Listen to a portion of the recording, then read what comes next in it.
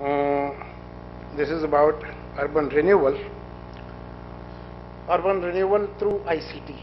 So it is a very appropriate title, a subject for the conference, which essentially means, and I'd like to reiterate,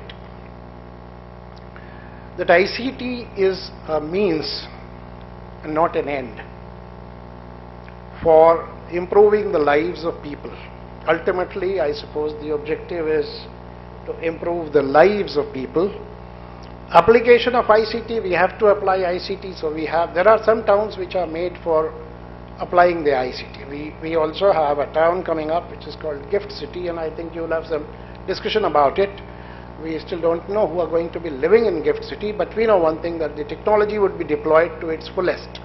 So there what we are doing is, we are saying, this is the technology town, and if you need technology, you come here. If you need technology to improve your lives, improve your business, then you come here. Price is a little higher. Mr. Goel talked about revenue recovery as the main concern.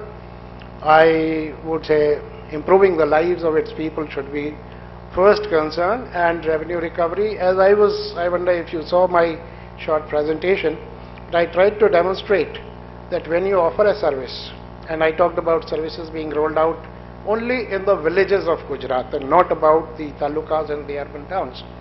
And power worth 291 crores, power bills, were paid by villagers through the e-gram outlets in a year, which in one shot demonstrated what is the total quantum of power being sold in the villages. It turns out to be a proof also of the fact that it is 24/7 in almost every household of the state. And then service by service, I had tried to, because I had just about 5 minutes to speak, tried to show that people are paying this much of money for this service in the village through the village outlet of ICT, which is the broadband outlet, which is called e-gram, and which showed the value that people were putting to that service. The point I am trying to make is that people would pay if they get something which turns out to be economical for them. So the point I'd like to make is that ICT should be treated just as a means, and then you would find that the applications are lapped up, applications are consumed by the people as if and wishing as if those should have come yesterday. And that is what we have felt in respect to certain services. Otherwise, you see, applications are deployed, many are utilized, many remain totally on computers and papers and never deployed, never utilized. Now, coming from that perspective, I felt that today in the two panel discussions where you have very illustrious people talking about urban renewal, urban issues, the fact that there is faster urbanization taking place in the world, and much faster urbanization taking place in Gujarat, in India, and even faster urbanization taking place in Gujarat would certainly be discussed. You would get to see the figures. You would see that Gujarat would have almost 50% people living in the urban areas. It's all happening because of urban migration. And why this urban migration is taking place, perhaps, is what needs to be understood, because it may not be the most desirable thing to have this urbanization. I don't think we sit to think about that, whether this urbanization, we always say it with a little degree of pride that India is urbanizing faster. We say it with some kind of as if India has arrived, because there is very little rural population in the developed world. So we say that, but what is urbanization? Urbanization is when people leave vocation in farming and take up a vocation in non-farming sector. Then they are supposed to have become urbanized. And this non-farming sector vocations are typically available in places where there is dense population without farming lands, because if the farming labor dependent on farming, then of course the density would be lesser. So when they become dense, then it becomes urban areas, urban centers, major urban centers, lesser urban centers. In the 2001 census, the reasons for migration, which were classified in 7 broad groups.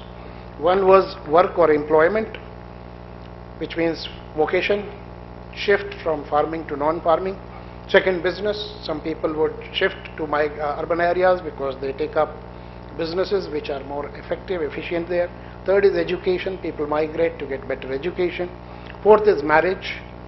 I think women must be moving more for that reason than the men. Are there men who would move to urban areas because their wives are living in urban areas and they lived in villages? I'm sure there would be some cases of that kind too. But marriage is one of the factors for movement. Moved at birth, and sixth was moved with family and others.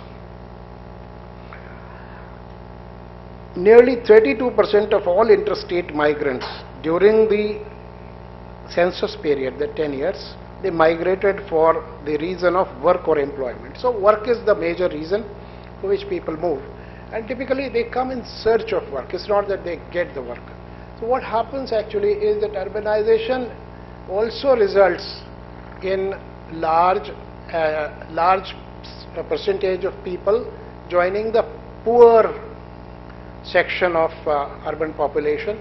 So urbanization is essentially getting coupled with poverty increasing in urban areas. I have some data, but data actually distracts and makes your thought stream get jarred. So I will give up the data for the panels which are coming up here. What I'm saying is that urbanization arising out of migration is essentially increasing poverty, and I have data about the total size of slums in the country which you could look at. These days, you know, on your BlackBerry, you come to the browser and say migration, poverty, and it will show in a minute the entire ramayana of how the poverty levels are increasing in Mumbai or in Delhi. So this is what is happening, and therefore basically the thing that we need to reflect upon is how ICT could be a driver for welfare in this kind of perspective, in this kind of backdrop, in this kind of context. Welfare could be two-pronged to my mind. You see, this urbanization is a dynamic phenomenon. It's not a static phenomenon. There are people moving from rural areas to urban areas. There are facilities and infrastructure moving to semi-urban and rural areas because the demand for that is increasing in semi-urban and rural areas. We all know about this thinking which was called Pura, P-U-R-A. Pura launched by Abdul Kalamji, which basically the full form is providing urban amenities in rural areas. And so it's called Pura.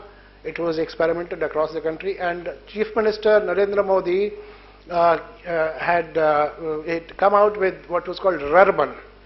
Rurban is rural urban, which meant urban-like facilities to be provided in semi-rural areas, areas which are, let's say, buffer zone between urban areas and the rural areas. And this was basically targeted to prevent migration, because when people migrate from villages to very highly urbanized areas, in fact, their quality of life goes down substantially. They start living in abysmally inhospitable and undignified kind of living. And to prevent that, it was a kind of a movement launched to see that somehow the urban facilities, urban-like facilities. So ICT can influence the dynamics of urbanization, is one of the points that I would try to make. And second is that ICT can improve the lives of the people who have actually migrated to the urban areas. And if we keep these two as the objectives for deploying ICT in urban areas, I suppose the applications that you actually deploy would be lapped up by the people, because those would be based on the demands which are acutely felt by the people. And if you want to generate revenues, I'm sure that you can generate revenues also with those. Now, for preventing migration, ICT can be very effective, as has been case in point that I would like to make is rural BPOs. Rural BPOs, there is a very well-known experiment being made some part of North India called HARVA, Harnessing Value of Rural India. And this is one gentleman who was there in our seminar of the Vibrant Gujarat. I'm forgetting his name. Young man who migrated from US and is now dedicated to doing the capacity building of village women, and he has demonstrated by setting up a large number of BPOs in rural areas where the cost is much lesser. The average household for a family of 5, expenditure in urban area about 30K per month. So there is a cost saving of over 40% in the services. The cost of services is lesser by 40%, and there is employment in rural areas. And if this kind of employment, and if you have 40% cost saving, I'm sure that you can certainly get a little more margins and improve the payment to these ladies in the rural areas. And that would, everybody would like to live in their own homes if they can do that with better living standards. And it is one case in point. There are a number of other ways you can provide, let's say, better health facilities. There are, health is one reason why people move. There are vocations which are possible, other vocations which are possible, like in case of Gujarat, when we started Jyotigram, and we started providing power 24/7 to the villages. We carried out a study through the Bureau of Economics, Directorate of Evaluation, and it turned out that a large number of new vocations emerged in rural areas because of the certainty of the power availability. For instance, vending those things which required refrigeration. There was much more usage of television and other electrical appliances, and the maintenance and repairs of those appliances was one vocation which cropped up there. The vending of things which required refrigeration increased. Just possessing a deep freezer, as a matter of fact, was a vocation which was possible, a business which was possible. So number of the new businesses and number of new vocations, they cropped up because electricity was available at the villages. Now you can imagine if there is ICT, the internet, bandwidth, and that's why we say bandwidth is GDP.